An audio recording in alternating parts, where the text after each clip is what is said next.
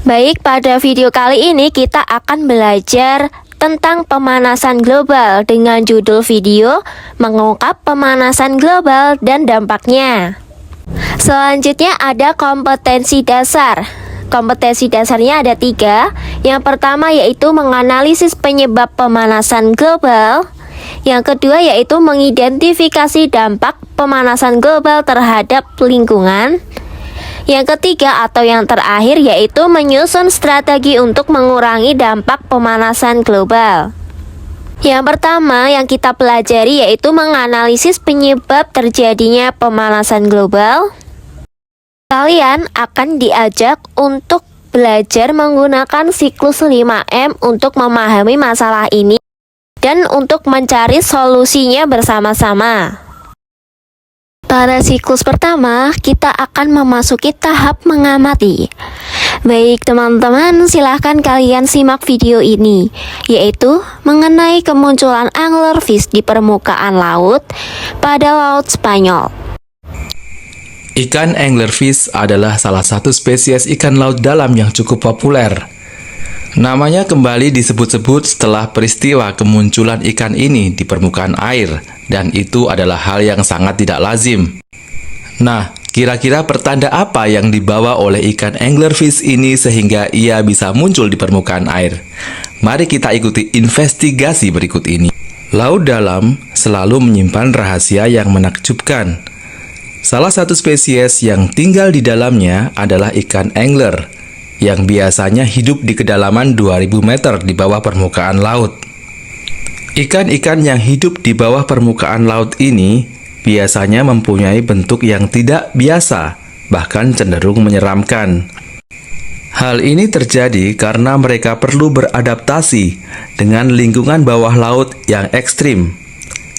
Baru-baru ini kita dikejutkan dengan kemunculan anglerfish di permukaan laut Spanyol. Ikan yang muncul ini adalah spesies Abyssal humpback anglerfish. Lalu mengapa ikan anglerfish ini repot-repot naik ke permukaan air? Sudah pasti ada penyebabnya, karena ini adalah hal yang tidak biasa atau tidak lazim.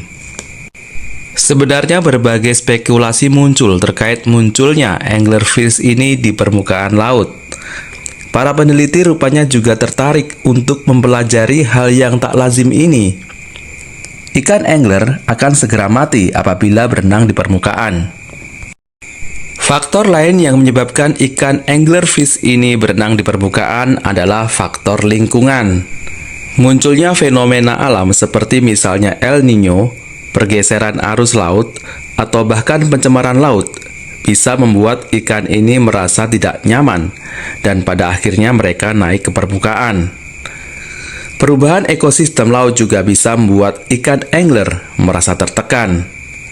Kadar oksigen di dalam air yang menurun membuat anglerfish terpaksa naik ke permukaan laut. Selain hal di atas, ikan angler juga bisa mendeteksi keretakan yang terjadi di dasar lautan. Keretakan ini membuat suhu air berubah. Ikan angler yang terbiasa hidup di air yang bersuhu rendah pasti akan merasa tertekan dan terganggu, sehingga perannya dalam ekosistem tidak bisa tergantikan. Dan tentu saja hal ini sangat berpengaruh di kehidupan manusia di masa yang akan datang. Nah sahabat, demikian tadi ulasan tentang anglerfish yang muncul tiba-tiba di permukaan laut Spanyol. Baik anak-anak, apakah ada yang ditanyakan terkait video yang telah kalian lihat?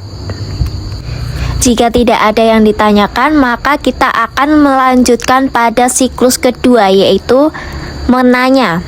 Mengapa anglerfish yang biasanya hidup di laut dalam bisa muncul di permukaan ya? Iya, betul sekali, karena itu merupakan perubahan lingkungan atau juga perubahan suhu laut. Pemanasan global ini menyebabkan suhu laut meningkat, bahkan hingga ke lapisan yang lebih dalam. Ini bisa mengganggu habitat alami anglerfish dan memaksa mereka berpindah, termasuk naik ke lapisan laut yang paling atas. Baik, memasuki siklus selanjutnya yaitu mengumpulkan informasi. Nah, rumah kaca Apa sih rumah kaca itu? Rumah kaca merupakan rumah yang terbuat dari kaca transparan untuk membudidayakan tanaman. Rumah kaca dirancang untuk menahan panas matahari agar tidak mudah keluar dari rumah, sehingga suhu di dalam rumah kaca tersebut relatif tetap hangat. Nah, prinsip rumah kaca inilah yang terjadi pada bumi kita, sehingga dikenal sebagai istilah efek rumah kaca. Nah, jadi efek rumah kaca dapat diartikan sebagai proses pemanasan permukaan bumi yang disebabkan oleh terperangkapnya radiasi matahari oleh gas-gas tertentu di atmosfer bumi. Gas-gas yang termasuk rumah kaca yaitu ada 7 jenis. Ada karbon dioksida CO2, metana CH4, dinitrogen oksida N2O, belerang heksafluorida SF6, perfluorokarbon PFC, hidrofluorokarbon HFC, nitrotrifluorida NF3. Beberapa gas lain juga dianggap sebagai gas rumah kaca, diantaranya karbon monoksida CO, nitrogen monoksida NO, dan klorofluorokarbon CFC. CO2 dan juga CH4 ini menyebabkan efek rumah kaca dengan menjebak panas di atmosfer dengan meningkatkan suhu global. Lalu ada gas N2O. Nah, gas ini memiliki 300 kali lebih kuat dibandingkan CO2 dalam menjebak panasnya, juga merusak lapisan ozon. SF6, PFC, HFC, dan juga NF3 itu juga sama halnya dengan gas-gas sebelumnya, yaitu menyebabkan efek rumah kaca dengan menjebak panas di atmosfer dengan meningkatkan suhu global. Sedangkan gas CFC, NO, dan juga CO dapat merusak lapisan ozon, menyebabkan hujan asam, dan berkontribusi pada pembentukan ozon di permukaan tanah yang berdampak buruk bagi kesehatan dan lingkungan karena memperburuk polusi udara. Berikut ini ada grafik dengan perbedaan emisi CO2 dari tahun 1900-an hingga sekarang. Emisi karbon dari tahun ke tahun semakin meningkat, mulai dari tahun 1960 ke tahun 1990 itu naik sebanyak 200. Dan pada tahun 1990 sampai tahun 2010 ini juga meningkat sebanyak 200 hingga tahun 2022 dan akan semakin meningkat pada akhir-akhir tahun ini. Pada tabel sebelah kanan ada 10 besar negara penyumbang emisi karbon tertinggi. Indonesia menduduki kedua sebanyak 19,9%. Bagian dari emisi global CO2 dari bahan bakar fosil pada tahun 2023 adalah batu bara sebanyak 41%, minyak sebanyak 32%, gas sebanyak 21%, semen 4%, pencahayaan kilang dan lainnya sebanyak 2% tidak tertampilkan. Proyeksi tahun 2023 didasarkan pada data awal dan pemodelannya. Selanjutnya ada penyebab pemanasan global. Yang pertama ada penggunaan bahan bakar fosil yang masif. Nah, penggunaan bahan bakar fosil secara masif mempercepat pemanasan global melalui pelepasan gas rumah kaca yang berlebih ke atmosfer. Untuk memulai percobaan lab online atau lab virtual mengenai efek rumah kaca ini, mari kita klik tombol start. Kita akan mencoba 3 variasi untuk mencoba simulasi ini. Simulasi yang pertama yaitu terkait waktu. Yang kedua, simulasi dengan konsentrasi gasnya. Yang ketiga atau yang terakhir, ada atau tidaknya awan. Nah, untuk simulasi yang pertama, kita mengetahui variasi waktu. Kita klik bagian kanan yang bergambar seperti kalender ini. Di sini kita klik selanjutnya akan muncul tahun. Kita bisa klik satu persatu tahun-tahun tersebut guna untuk mengetahui tahun mana yang lebih tinggi tiap tahunnya akan berubah di simulasi tersebut. Simulasi yang kedua yaitu terkait simulasi gasnya. Kalian bisa klik tombol samping kalender tahun tadi. Di situ ada garis yang dapat digeser ke atas ke bawah. Nah, terkait gas yang kita berikan, kalau yang paling bawah itu tidak ada gas sama sekali. Nah, semakin naik maka semakin banyak gas-gas yang menyebabkan pemanasan global. Kalian silahkan mengamati. Simulasi yang ketiga atau yang terakhir itu ada atau tidaknya awan, kalian bisa tinggal klik tanda centang bagian bawah untuk melihat ada atau tidaknya awan. Jika tidak ada, kalian hilangkan checklistnya. Jika ada, maka checklist tersebut agar muncul awan di simulasinya. Selanjutnya yang kedua yaitu ada pengelolaan sampah yang tidak benar.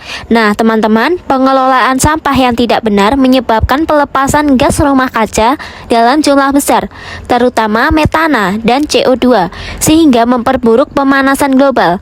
Solusinya adalah dengan mengurangi sampah, memilah, mendaur ulang, dan menerapkan teknologi pengelolaan sampah yang ramah lingkungan seperti kompos dan biogas. Yang ketiga yaitu penggunaan kendaraan bermotor yang berlebihan. Nah, penggunaan kendaraan bermotor yang berlebihan ini dapat menyumbang besar terhadap peningkatan gas rumah kaca di atmosfer, terutama CO2. Ini dapat mempercepat pemanasan global. Yang selanjutnya, untuk menambah wawasan kalian bisa klik berkode di samping ini dengan membaca artikel mengenai konsumsi sumber daya alam yang berlebihan. Bisakah kalian menyebutkan contoh sumber daya alam berlebih di sekitar kita? Dan bisakah kalian menceritakannya? Yang kelima atau yang terakhir ada aktivitas tambang dan industri metalurgi. Nah, aktivitas tambang dan industri metalurgi ini sangat berkontribusi signifikan terhadap pemanasan global karena dapat menghasilkan emisi karbon dari penggunaan energi fosil, menyebabkan kerusakan lingkungan yang mengurangi kemampuan alam untuk menyerap karbon, dan juga dapat melibatkan proses kimia dan fisik yang mengemisikan gas rumah kaca langsung ke atmosfer. Belum memasuki ke tahap mengasosiasi di sini, untuk mengingat apa yang telah kalian pelajari, silahkan kalian simak pertanyaan ini, yaitu apa yang dimaksud efek rumah kaca, apa penyebab dan dampaknya. Selanjutnya kita memasuki ke tahap keempat, yaitu tahap mengasosiasi. Dalam video Anglerfish tersebut, apakah ada keterkaitannya tentang lingkungan kita?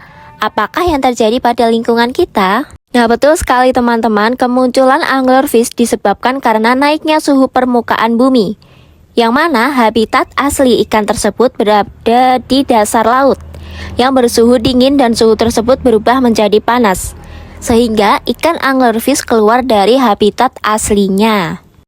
Baik, untuk mengetahui hasil belajar kalian, di sini ada latihan soal. Silahkan kalian scan berkode berikut ini. Silahkan kalian kerjakan sampai selesai.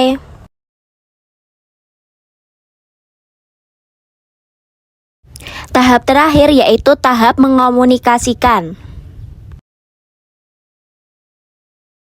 yaitu siswa membuat artikel tentang hal-hal yang dapat menyebabkan terjadinya pemanasan global di sekitarnya.